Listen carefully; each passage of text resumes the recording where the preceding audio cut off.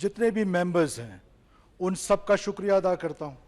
अवामी national party का, जिनकी central leadership ने शायद फैसला किया था कि वो अपोजिशन बेंचेस पे बैठेंगे, लेकिन उन्होंने हमें यहाँ एतमाद का वोट दिया, मैं उनका भी शुक्रिया अदा करता हूँ। साथ साथ जो अपोजिशन जमातें हैं, नेशनल पार्टी है और साथ जमीयत उलमा इस्लाम है, उन्होंने स्पीकर, डिप्टी स्पीकर और जो बलूचिस्तान असम्बली के कायदे अवान के नॉमिनेशन पेपर्स थे, मैं समझता हूँ कि वो फिल नहीं किए हैं और अनअपोज जो आए हैं, ये एक अच्छी रवायत की इब्तदा है। और ऐसे टाइम पे कि जब पूरे पाकिस्तान में सियासी ट्रबलेंस है, ऐसे में बलूचिस्तान से एक कंसेंसस का मैसेज देना आप सब लोग खराज तहसीन के मुस्तहिक हैं।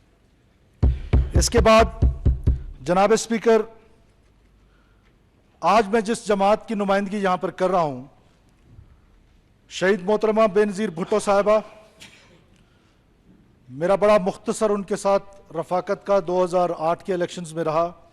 मैं उनकी पार्टी का कैंडिडेट था और मैं समझता हूँ कि हमारे बुज़ुर्गों की तो जब से पॉलिटिक्स स्टार्ट की उनके साथ रफाकत रही। आज उनकी कमी बड़ी शिद्दत से ना सिर्फ मुझे बल्कि पूरे पाकिस्तान को महसूस हो रही है। आज पाकिस्तान जिस क्राइसिस में है, उस क्राइसिस से अगर कोई पाकिस्तान को बचा सकता है तो वो सिर्फ पाकिस्तान पीपल्स पार्टी है, क्योंकि पाकिस्तान पीपल्स पार्टी फेडरेशन की जमात है। पाकिस्तान पीपल्स पार्टी के रूट्स पाकिस्तान के कोने कोने में मौजूद हैं और मुझे यकीन है कि प्रेसिडेंट आसिफ अली जरदारी इस क्राइसिस से पाकिस्तान को निकालेंगे और वो जो मफाहमत की सियासत है उसको प्रमोट करेंगे। पाकिस्तान इस वक्त मफाहमत की सियासत जो है वो उसकी ज़रूरत बन गई है। इसके अलावा पाकिस्तान पीपल्स पार्टी ही वो जमात थी जिन्होंने पाकिस्तान का आइन दिया, जिन्होंने पाकिस्तान को एटॉमिक पावर बनाया और पाकिस्तान को इंटरनेशनल सतह पे जनाब जुल्फ़िकार अली भुट्टो से लेकर मोहतरमा बेनज़ीर भुट्टो साहिबा से लेकर और फिर रिसेंटली जिस तरह बिलावल भुट्टो साहब ने अपने मुख्तसर से टेन्योर में पाकिस्तान की जो इज़्ज़त बनाई है वो यकीनन काबिल तहसीन है। और इंशाअल्लाह ताला आइंदा भी पाकिस्तान पीपल्स पार्टी आवाम की खिदमत करेगी, गरीबों की खिदमत करेगी और पाकिस्तान का नाम रोशन करेगी इंटरनेशनल उसमें। जनाब स्पीकर, इस ऑगस्ट हाउस के मेंबर्स ने बहुत सारे मसाइल की तरफ निशानदेही की। कोई दो राय नहीं इसमें कि बलूचिस्तान इस टाइम सीरियस चैलेंजेस का सामना कर रहा है। उसमें तीन बड़े चैलेंजेस हैं। मैं समझता हूं कि सबसे पहला चैलेंज और सबसे बड़ा चैलेंज गवर्नेंस का है, दूसरा चैलेंज टेररिज्म का है और तीसरा चैलेंज क्लाइमेट चेंज का है। मैं मुख्तसरन वक्त की कमी के हिसाब से सिर्फ इन तीन चैलेंजेस पे अपने फेलो सिटीजन्स को, जो बलूचिस्तान के अवाम हैं, उनको गोशगुजार करना चाहता हूं कि किस रोड मैप के तहत, एक प्लान के तहत हम इन तीनों चैलेंजेस को निपटेंगे। सबसे पहला चैलेंज गवर्नेंस का है। जनाब स्पीकर, गवर्नेंस का चैलेंज हम इस हॉल में बैठे हुए लोगों ने एड्रेस करना है, इस ऑगस्ट हाउस के हर एक मेंबर ने, उसके बाद हमारी बलूचिस्तान की ब्यूरोक्रेसी ने, जो बलूचिस्तान से ताल्लुक रखते हैं। कब तक हम और लोगों को मुर्द इल्ज़ाम ठहराएंगे? हमने इस गवर्नेंस के चैलेंज को न सिर्फ एक्सेप्ट करना है बल्कि इसको ठीक करना है। अब गवर्नेंस के चैलेंज में कौन से बड़े चैलेंजेस हैं? उसमें एजुकेशन सिस्टम का चैलेंज है। हम नए जामियात बनाई जा रहे हैं, हम नए कॉलेजेस बनाए जा रहे हैं, हम नए स्कूल्स बनाए जा रहे हैं। वो स्कूल्स क्या हैं? क्या हमारे बैठक का काम देंगे? हमने गोस्ट स्कूल्स, गोस्ट टीचर्स, हमने जिस तरह बख्त काकड़ साहब ने कहा और एक दो मेंबर्स ने कहा, एजुकेशन सेक्टर में इमरजेंसी नाफिज कर दी गई है। इंशाअल्लाह ताला अब ये नहीं होगा। हम इंशाअल्लाह ताला इस सूबे के गरीब आवाम को, जो उनके बच्चे सर्दियों में ठठरते हैं, गर्मियों में झुलसते हैं, उनके बच्चों को स्कूल भेजेंगे, उन स्कूलों को ठीक करेंगे, पूरा एक रोड मैप देंगे बलूचिस्तान के लोगों को कि हम इन स्कूल्स को किस तरीके से ठीक करेंगे और किस तरीके से इनको फंक्शनल करेंगे। उसके बाद फिर हायर एजुकेशन पे जाएंगे इंशाअल्लाह ताला। इसी तरह जो हेल्थ फैसिलिटीज़ हैं, इंफ्रास्ट्रक्चर मौजूद है, पुअर इंफ्रास्ट्रक्चर है। डिस्ट्रिक्ट हेल्थ क्वार्टर्स के हॉस्पिटल्स हैं, डिविजनल हेडक्वार्टर के हॉस्पिटल्स हैं। मुझसे पहले जिन रुफका ने उस पर काम किया है, ہم اس کو کنٹینیو کریں گے, اچھے کام کو کنٹینیو کریں گے, اور نئے جدید طریقوں سے انشاءاللہ تعالیٰ اس ہیلتھ کو پبلک پرائیویٹ پارٹنرشپ کے ساتھ اس کو ٹھیک کرنے کی کوشش کریں گے. At least divisional headquarters میں اس طرح کے ہاسپٹلز ہونے چاہیے جس طرح پاکستان پیپلز پارٹی نے سندھ میں ہیلتھ ریولوشن لے کر آئے. انشاءاللہ اس کو ہم بلوچستان میں مل کے لے کر آنے کی کوشش کریں گے اور لے کر آئیں گے. اس کے بعد جو ہماری یوتھ ہے, جناب اسپیکر, یہ یوتھ جو ہے وہ بے روزگاری کے عالم میں اپنی ڈگریاں لے کر در بدر پھر رہا ہے, اور اس کا جو فرسٹریشن ہے, جو فرسٹریشن لیول ہے, وہ دن بدن بڑھتا جا رہا ہے. ہم نے اپنے یوتھ کو نہ صرف سکل کی طرف لے کے جانا ہے, ٹیکنیکل ٹریننگ سکولز بنانے ہیں, جو ایگزسٹنگ ہیں ان کو اسٹرینتھن کرنا ہے تاکہ ہم بلوچستان کے یوتھ کو دنیا میں ایکسپورٹ کر سکیں.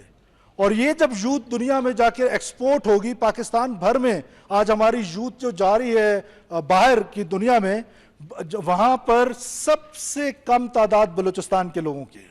ہم انشور کریں گے کہ ہم اپنی ٹیکنیکل ٹریننگ سکولز کو امپروو کریں گے, اور ٹیکنیکل ٹریننگ سکولز کو امپروو کرنے کے ساتھ ساتھ جو ہماری یوتھ ہے جس میں بڑا پوٹینشیل ہے, اس یوتھ کو ہم انشاءاللہ ایکسپورٹ کریں گے دنیا کے مختلف ممالک میں, تاکہ نہ وہ صرف ہمارے لیے عزت کا باعث بنے بلکہ اپنے جو ان کے چولہے ہیں, جو پیچھے فیملیز ہیں, ان کو بھی لک آفٹر کر سکے اور پاکستان کی اکانومی میں بھی ایک پازیٹیو کردار ادا کر سکے. جناب اسپیکر, آپ کو پتہ ہے کہ 18th امینڈمنٹ کے بعد تمام تر ذمہ داری ہمارے اوپر عائد ہوتی ہے. ہم نے اپنا ریونیو بڑھانا ہے. بلوچستان کی یوتھ کے اندر پوٹینشیل موجود ہے, صرف نہیں ہے تو روڈ میپ نہیں ہے. ہم نے اپنا ٹیکس نیٹ بڑھانا ہے, ہم نے اپنا ریونیو بڑھانا ہے تاکہ بلوچستان خود مختار ہو جائے, بلوچستان اکنامکلی اسٹرینتھن ہو جائے. اور مجھے یقین ہے کہ پاکستان کی جو اسٹرینتھ ہے, جو اکنامک اسٹرینتھ ہے, اس نے بلوچستان کی سرزمین سے ڈرائیو ہونا ہے, اور انشاءاللہ تعالیٰ یہ ڈرائیو ہوگا. بلوچستان اپنی پیروں پہ کھڑے ہوں گے, بلوچستان کے لوگوں میں خوشحالی آئے گی, اور ہم اس کے لیے دن رات محنت کریں گے. ہم ایک لمحہ بھی چین سے نہیں بیٹھیں گے, ایفرٹ کریں گے, ساری ٹیم ایفرٹ کرے گی, نئی ٹیم آئے گی, یہی دوست آئیں گے. پوٹینشیل ہے اس ہال میں بیٹھے ہوئے لوگوں کا, جہاں سینئر لوگ بیٹھے ہوئے ہیں, جہاں پر ہمارے پاس 3 ایکس چیف منسٹرز بیٹھے ہوئے ہیں, ہمارے پاس باقی سینئر لوگ بیٹھے ہیں, جونیئر بیٹھے ہیں. ہم مل کے انشاءاللہ تعالیٰ بلوچستان کی اس گورنر کی کرائسس کو, گورننس کی کرائسس کو ٹھیک کرنے کی کوشش کریں گے, محنت کریں گے. ہم سے غلطی ہو سکتی ہے جناب اسپیکر, بددیانتی اور بدنیتی نہیں ہو سکتی ہے. جناب اسپیکر, اس کے بعد جو اگلا چیلنج ہے میں سمجھتا ہوں کہ وہ کلائمیٹ چینج کا ہے. کلائمیٹ چینج جس میں, جہاں دنیا میں جو کلائمیٹ چینج پاکستان جس کی وجہ سے ہٹ ہو رہا ہے, وہاں پاکستان کا کردار کوئی نہیں ہے, اور اسی طرح بلوچستان جب ہٹ ہو رہا ہے تو بلوچستان کا کوئی کردار نہیں ہے اس کلائمیٹ چینج میں. تو لہٰذا آج جس طرح ہمارے دوستوں نے کہا, گوادر کا, خاران کا, جہاں جہاں پر یہ فلڈنگ ہوئی ہے, اربن فلڈنگ ہوئی ہے, میں مولانا صاحب آپ پہلی فرصت میں آج یا کل انشاءاللہ آپ کے ساتھ گوادر کی گلیوں میں ہوں گے اور وہاں سے ڈی واٹرنگ کریں گے اور تب واپس آئیں گے. آخری چیلنج جناب اسپیکر, ہم سب کو پتہ ہے کہ ٹیررزم کا ہے. جب وائلنس ہوتا ہے کسی بھی معاشرے میں, تو ریاست کے پاس رسپونڈ کرنے کے 2 ہی طریقے ہوتے ہیں, 2 ہی ٹول ہوتے ہیں. ایک ٹول ہے ڈائلاگ کا اور ایک ٹول ہے ڈیٹرنس کا. بلوچستان کے کانٹیکسٹ میں ہم پروموٹ کریں گے, پاکستان پیپلز پارٹی کی پالیسی ہے کہ پاکستان پیپلز پارٹی کسی بھی کانفلکٹ کو ریزالو کرنے کے لیے ڈائلاگ پہ یقین رکھتی ہے. ہم ڈائلاگ کریں گے, بار بار کریں گے, اور بار بار یہ میسج دیں گے. اور آج اس پلیٹ فارم سے بھی ان نوجوانوں کو میں یہ میسج دینا چاہتا ہوں جو آج پہاڑوں پر ہیں, جنہوں نے وائلنس کا راستہ اپنایا ہے, وہ وائلنس کا راستہ ترک کریں اور واپس آئیں, اور واپس آ کر مین سٹریم کا حصہ ہوں, پولیٹیکل سسٹم کا حصہ ہوں. پاکستان کے کانسٹیٹیوشن میں ان کے لیے جو رائٹس کی جدوجہد ہے, ہم سب مل کر وہ کرنے کے لیے تیار ہیں. ہم سب ان کے دست بازو بنیں گے. وہ آئیں اور یہاں پر آ کر مین سٹریم کا حصہ بنیں. پاکستان پیپلز پارٹی نے آغاز حقوق بلوچستان کی صورت میں اس سے پہلے بھی ایک پلیٹ فارم دیا تھا. پھر پرامن بلوچستان کے نام سے ڈاکٹر مالک صاحب کی گورنمنٹ میں بار بار دعوت دیں گے کہ وہ واپس آئیں, مین سٹریم کا حصہ ہوں, واپس آئیں اور اپنے ایک اچھے شہری بن کے پاکستان کی ترقی میں, بلوچستان کی ترقی میں, بلوچ کی ترقی میں ایک کردار ادا کریں, اور آ کے پاکستان کی کانسٹیٹیوشن میں جو بھی سٹرگل کرنی ہے وہ سٹرگل کریں. جناب اسپیکر, بلوچستان کو جب جب رائٹس ملے ہیں, چاہے وہ 1 یونٹ کا ٹوٹنا تھا اور بلوچستان کو پروونس کا سٹیٹس ملنا تھا, چاہے 18th امینڈمنٹ کی صورت میں صوبائی خود مختاری ملنی تھی, یہ ہمیشہ پارلیمنٹ سے ملی ہے. اور آج کے بعد بھی اگر کچھ ملنا ہے تو اس پارلیمنٹ سے ملنا ہے, اس آگسٹ ہاؤس سے ملنا ہے, اس آگسٹ ہاؤس کی سٹرگل سے ملنا ہے. بندوق سے جو ہے وہ وائلنس تو ہوتا ہے, قتل و غارت تو ہو سکتی ہے, لیکن بندوق کے زور پہ کوئی کسی کو رائٹس نہیں دے سکتا ہے. جناب اسپیکر, ہیونگ سیڈ دیٹ, لیکن اس کے باوجود کوئی اگر وائلنس کا راستہ چھوڑنے کے لیے تیار نہ ہو تو قانون کی بالادستی, writ of the state establish کرنا کانسٹیٹیوشن نے ہمیں ذمہ داری دی ہے. وہ ہماری ذمہ داری بنتی ہے کہ ہم اپنے لوگوں کو, معصوم لوگوں کی پروٹیکشن کر سکیں, معصوم لوگوں کی قتل و غارت کو روک سکیں, ہم اپنے انفراسٹرکچر کو تباہ ہونے سے روک سکیں, ہم اپنی جو آرٹریز ہیں, ہماری جو ہائی ویز ہیں, نیشنل ہائی ویز ہیں, جو بلوچستان کو سارے پاکستان کے ساتھ ملاتی ہیں, ان کی پروٹیکشن ہماری ذمہ داری ہے. اس ذمہ داری کو ہم نے نبھانا ہے. اس ذمہ داری سے ہم مبرا نہیں ہو سکتے ہیں, ہم اس سے آنکھیں بند نہیں کر سکتے ہیں. ہم rate of the state establish کرنے کی ذمہ داری بلوچستان کے لوگوں نے ہم کو دی ہے, اس نمائندہ ہال نے ہم کو دی ہے. تو کیا ہم اس ذمہ داری سے مبرا ہو جائیں؟ بالکل بھی نہیں ہوں گے. جہاں جہاں وائلنس ہوگا, ہم اس وائلنس کے لیے بار بار ایک پلیٹ فارم کی میں گزارش کر رہا ہوں کہ ہم بنائیں گے, ہم موقع فراہم کریں گے ان لوگوں کے لیے جو وائلنس کا راستہ جنہوں نے اپنایا ہے, لیکن ریٹ آف دا اسٹیٹ یا قانون کی بحالی پہ کوئی کمپرومائز نہیں ہوگا. جناب اسپیکر, اس آگسٹ ہاؤس میں بیٹھے ہوئے جتنے بھی آنریبل ممبرز ہیں, every one of them is like brothers and sisters to me. یہ صرف میں وزیر اعلیٰ نہیں ہوں گا, میں سمجھتا ہوں کہ یہ تمام لوگ جو ہیں وہ بلوچستان کے وزیر اعلیٰ ہوں گے, اور ان کی عزت, احترام اور تکریم میں کسی قسم کی کوتاہی برداشت نہیں کی جائے گی, کسی قسم کی وہ برداشت نہیں کی جائے گی. اور ان سے بھی یہ ریکویسٹ ہے کہ ہم نے اس بلوچستان کو ٹھیک کرنا ہے, کوئی باہر سے آ کے ٹھیک نہیں کرے گا. اگر نوکریاں آج بک رہی تھیں, اگر نوکریاں آج بکیں گی یا کل بکیں گی, تو ذمہ دار لاہور میں بیٹھا کوئی شخص نہیں ہے, ذمہ دار میں ہوں. اور میں یقین دلاتا ہوں اس آگسٹ ہاؤس کو کہ آج کے بعد بلوچستان میں کوئی نوکری بکے گی نہیں.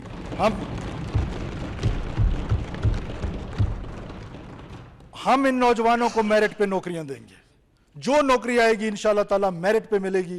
یہ جو بکنے کا سلسلہ تھا, یہ آج کے بعد سے وہ لوگ سن لیں, وہ لوگ سن لیں جنہوں نے یہ نوکریاں بیچی ہیں.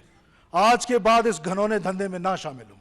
اگر اس دھندے میں شامل ہوں گے تو یہ آگسٹ ہاؤس ہر ممبر ان کا گریبان پکڑے گا, حکومت ان کا گریبان پکڑے گی, قانون ان کا گریبان پکڑے گی. ہم کسی کو میرٹ کی پامالی کرنے کی اجازت نہیں دے سکتے ہیں. جناب اسپیکر, وقت کی کمی کے باعث آخر میں ایک بار پھر اپوزیشن کے دوست, مثبت اپوزیشن کو ہم ویلکم کریں گے. ہم ہمیشہ ہی ہماری خواہش ہوگی کہ ہم اپوزیشن اور ٹریری بنچز کو ساتھ لے کے چلیں. بلوچستان اب متحمل نہیں ہو سکتا اس طرح کی سیاست کا کہ جس طرح کی سیاست میں ادب, تہذیب اور یہ ساری چیزیں ختم ہو جائیں.